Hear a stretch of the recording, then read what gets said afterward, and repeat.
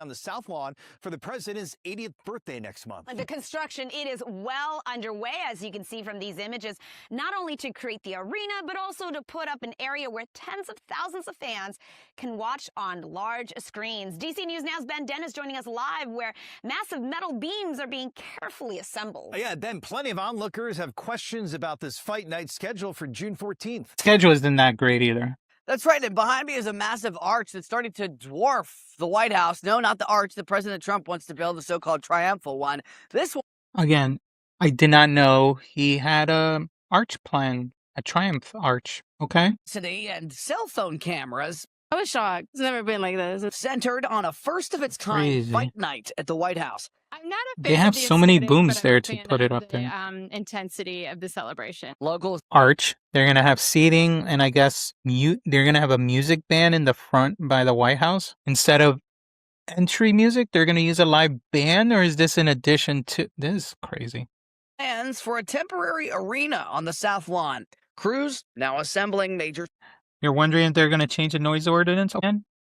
Yeah, all good, but are they doing it just... They're going to have a military band for, I guess, just the beginning to do Pledge Allegiance, God bless America and all that. United Marine Corps, Drum and Boogie Corps, I hope they don't. We'll see. But I mean, that was my job, so yeah, that would be cool, yeah. Same as the politics right now. Flag Day, June 14th, is the target date for the event, which also happens to be President Trump's 80th birthday. How convenient. Okay. They use these also for wrestling events. That's the layer they put on the floor first before they put the cushion, the ring, and all that. It's a way to not damage the soil. They especially do this at events that are in a football stadium. They did it at WrestleMania. They even did it at Double or Nothing because it's a tennis court. So I guess they didn't want that damage as well. Through late June, underscoring the size of the transformation. The Washington Post reports... Oh, it's only one arch? Spectators I thought it was 4. near the secured South Lawn viewing area. Wow, that's... More people. It is unprecedented. It is historic. Reuters reports UFC leadership says the company is expected to cover major event costs, including cleanup. And with less than 3 weeks before fight night, some are wondering whether to be on site when the first punches are thrown. Once in a lifetime. That's crazy. Anyway, there we go. The construction starts. Let's go through this. So that is the White House lawn, guys. And that is going to be the home of a future UFC octagon. So welcome to the Tea Drop, where the brew is strong and there's lots to talk about. So let's get into this. We've already talked about TKO earlier in a previous video. Ari Emanuel, TKO, and the White House relationship. If you missed it, please go ahead and take a look. If you guys don't know, UFC is owned by TKO. And TKO is the parent company of also WWE. Same roof, same board, and same stock kicker. So we're not really here to talk about UFC Freedom 250, which is happening on June, so forth. We are actually here to talk about the fact of this headline. And every word of what I'm about to say is also documented in a government filing of Trump's. In fact, he signed it, I think. Yeah, there you go. There's his signature right there. Anyway, so apparently Donald Trump, our sitting president of the United States, purchased between $15,001 to $50,000 worth of TKO Group Holding stock. They stated that the purchase was done on May 25th of this year. And then the disclosure date, May 12, 2026, is of his own ethic filing. Now, I was trying my best to find it here. If I can find it, I will show it on the clip video. But based on what the reports are saying is that on a government website, this filing was public for all people to see. And now the White House were able to tell us that financial advisors handled all the transaction, not Trump directly. So his financial advisors advised to purchase TKO stocks. So we'll note that. That's their stated position. But it gets interesting because this is not apparently one isolated trade. A Reuters report reported that on the May 12th filing found that Trump made over 3,600 stock trades in just the first 3 months of 2026, which is okay. A total value between 220 million and 750 million. 3,600 of those trades in 1 quarter, and the TKO purchase sits somewhere inside that whole group. So the question is, and I'm trying to make sure this is purely focused on the TKO aspect of this, is, and you guys can let me know in the chat what you think about this. Where in the hell does the My Advisor Did It defense cover 3,600 trades in 90 days? Let's talk about this a little bit further. Let's stage this whole thing about the UFC 250, right? Trump stock is we're going to talk about what Trump's stock is actually attached to, which is the UFC Freedom 250, which is happening in about a few weeks on June 14, which is Flag Day, and as the reporter stated, is also Trump's 80th birthday on the South Lawn of the White House. Now, they did say for this event, which I can load this up too, the main event, if the website will show me. Here we go. So the main event is Ilya Topuria versus Justin Gaethje, which is a lightweight title unification. And they're also going to co-main event with Alex Pereira and Syrian Gain. Okay. Interim heavyweight title. And this is all going to be on CBS, and it's also going to be streaming on Paramount Plus. So congrats to those that have CBS. You'll be able to watch it for free. Otherwise, go to Paramount Plus if you want to do that. Now, the numbers that matter here is that TKO's own COO, or Mr. Mark Shapiro, confirmed on an investor call at least 60 million was used to produce this event.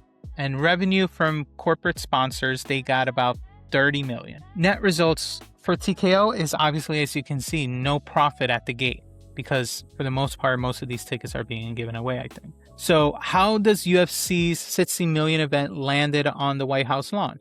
And before you say, well, they're taking a loss, what's the problem?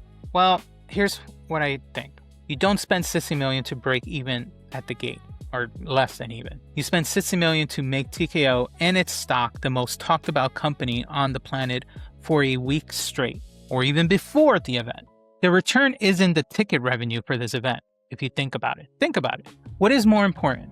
Especially if they're going to put it on a public television channel like CBS. It's the fact that people will be talking about UFC and TKO more, and its stock price is going to go up. It's all about in the brand equity. It's in the media saturation. And who owns TKO stock now?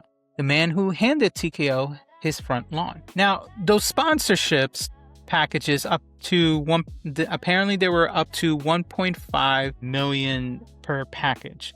Perks included a welcome reception, VIP wait-in access, a Zach Brown band concert apparently, and floor seats to UFC 329, a future event, and also WWE event ringside tickets. They didn't specify which event, so any event, they'll probably let them know. Now, the part that neither the White House nor the UFC has answered really publicly, where does that money go? Now, if you think about the ticket breakdown, Trump is holding 1,000 tickets. Dana White 200 and Ari Emanuel another 200. So total attendance also is approximately going to be 4,500 people.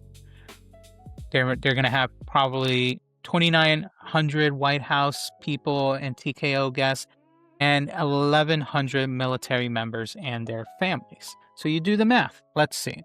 BBC, if I can find them. If not, it's okay. Here we go.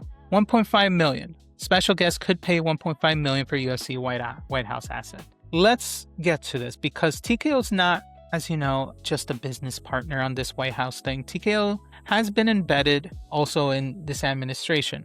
What do I mean about that? Well, we have obviously Linda McMahon involved as a former she was a former WWE CEO, Vince McMahon's wife also. She's currently serving as Trump's Secretary of Education. Paul Levesque, who is Triple H for most of you, WWE's Chief Content Officer and he's also a member of the President's Council on Sports, which was announced last year. He's involved in the fitness and nutrition aspect of the White House goals for the current presidency. Now, he was at the White House in July 2025. That's when it happened. He is, as you guys know, also the Linda McMahon's son-in-law. Robert F. Kennedy Jr. Why are you mentioning him? Well, Robert F. Kennedy Jr. is the Secretary of Health and Human Services, but ironically, how is he involved with TKO? Well, his niece, I can't find it, but his niece is also has a WWE contract. Her name is Zoe Hines. Zoe Hines right here is Robert F. Kennedy's niece, and she is currently a contracted wrestler for WWE. She's currently, I think, in the Evolve brand or something, or practicing for all we know. Anyway, back to 250. Now, on top of all that, TKO itself, we have Ari Emanuel, CEO, who compensated in 2025 sits on 67.4 million, and Mark Shapiro, who the president and CEO, did 42 million himself. All these people are the people whose company stock the president just got involved with. All of them now are involved in this whole stock buying. Now, two things can be true at the same time. Trump can honestly have a genuine, documented 25-year relationship with UFC that predates any of this, and this arrangement can still be one of the most layered conflicts of interest in sports entertainment history. Both of these things can be true simultaneously, I guess. But anyway, the Citizens for Responsibility and Ethics in Washington put it plainly.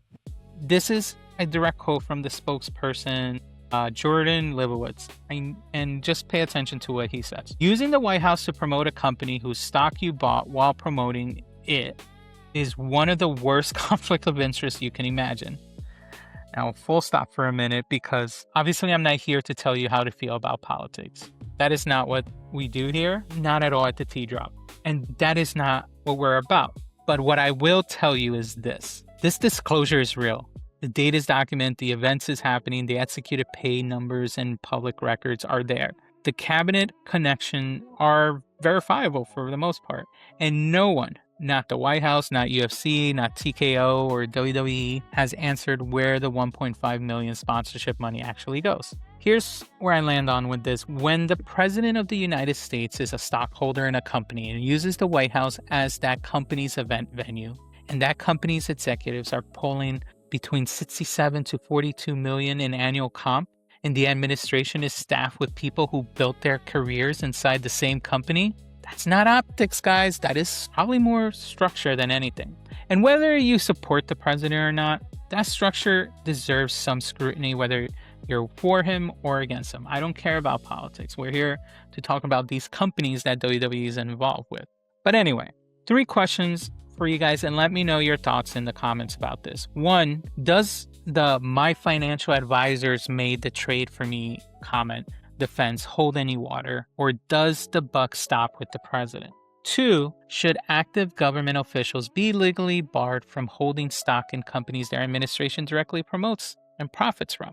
And 3, and this is the wrestling question, does any of this change how you see the WWE's relationship with the White House?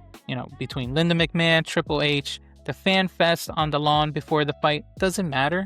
Drop your answer below and let me know. And do me a favor, smash that like button if this video was worthwhile listening to. As always, hit the like and subscribe if the T hit right.